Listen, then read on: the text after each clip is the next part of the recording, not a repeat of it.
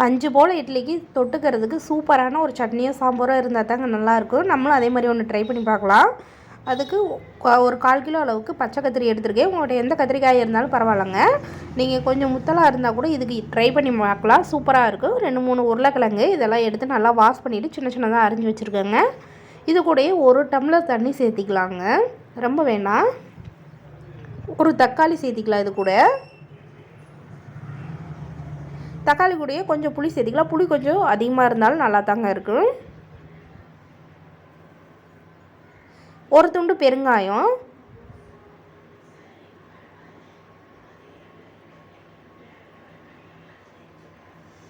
உங்களுக்கு தேவையான அளவு சாம்பார் தூள் சேர்த்திக்கங்க. நான் 2 ஸ்பூன் சேர்த்திருக்கிறேன். இது காரம் இல்லாத சாம்பார் தூள், அதனால் ஒரு குழிக்கரண்டி அளவு சேர்த்தி வச்சுருக்கேங்க. இப்போ இதை ஒரு 4 விசில் விட்டு எடுத்துக்கலாங்க குக்கரில் போட்டு. பாருங்கள், சூப்பராக வெந்துருச்சு. இதை பருப்பு மற்ற வச்சு நல்லா கடைஞ்சி எடுத்துக்கலாம். கடைஞ்சி எடுத்து உங்களுக்கு தேவையான அளவு தண்ணி சேர்த்திக்கிங்க. திரும்பவும் தண்ணி சேர்த்தி நல்லா கொதிக்க விடுங்க.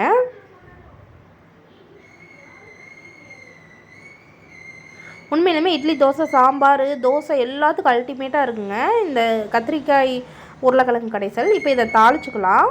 அதுக்கு ஒரு தாளிப்பு கரண்டியில் ஆயில் சேர்த்து, நல்லெண்ணெய் தாங்க சேர்த்திருக்கேன். நல்லெண்ணெய் சேர்த்தி கடுகு சேர்த்திக்கலாம். கடுகு நல்லா பொரியட்டும். இது கூடயே சின்ன வெங்காயம், கறிவேப்பிலை, பூண்டு 3ஐயும் நல்லா வேக வச்சுக்கலாங்க. ஆயிலே நல்லா வதங்கட்டும்.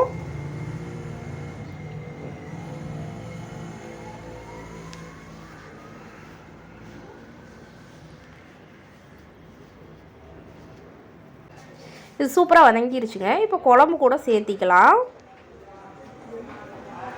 குழம்பு அவ்வளோ ஒரு மணமாக இருக்குங்க தாளிப்பு சேர்த்துன பின்னாடி. அது சின்ன வெங்காயம் தான் ரொம்ப டேஸ்ட் நல்லா இருக்குங்க. இப்போ இதை இட்லி கூட நம்ம சேர்த்து சாப்பிட்றலாங்க, சூப்பராக இருக்கும் இட்லி, தோசைக்கெல்லாம். நீங்களும் கண்டிப்பாக இதே மாதிரி ட்ரை பண்ணி பாருங்கள். உங்களுக்கு இந்த வீடியோ பிடிச்சிருந்துச்சுன்னா கண்டிப்பாக சப்ஸ்கிரைப் பண்ணுங்கள், ஷேர் பண்ணுங்கள், கமெண்ட் பண்ணுங்கள், லைக் பண்ணுங்கள். மறக்காமல் பெல் ஐக்கான் பட்டனை கிளிக் பண்ணுங்கள். தேங்க்யூ.